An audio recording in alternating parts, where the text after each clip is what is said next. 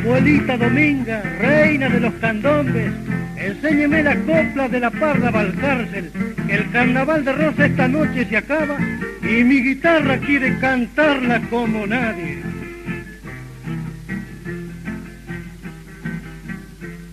Fue la flor de los banderas en el barrio del Tambor, pero nadie la quería como aquel mozo cantor. Cerraba ella la ventana al escuchar su canción, porque Martina Valcárcel no tenía corazón.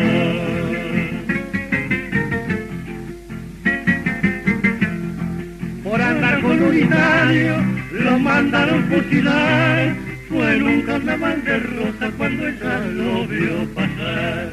Murió y pálido entre cuatro negros del restaurador, y recién supo Martina que aquel mozo era su amor.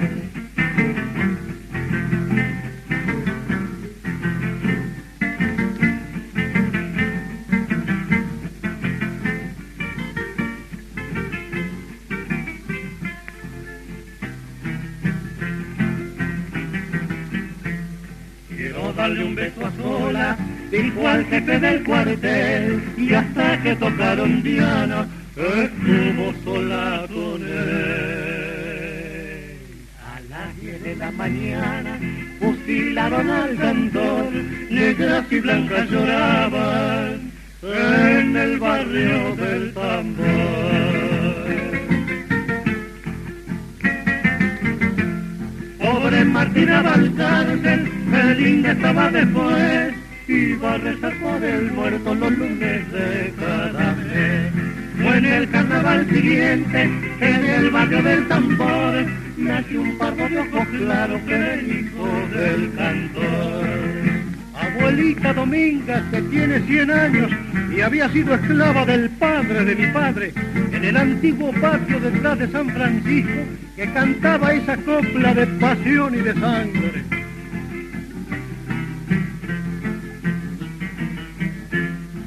Otro carnaval de Rosa besó con ansia mortal al hijo del fusilado y se ensartó en un puñal.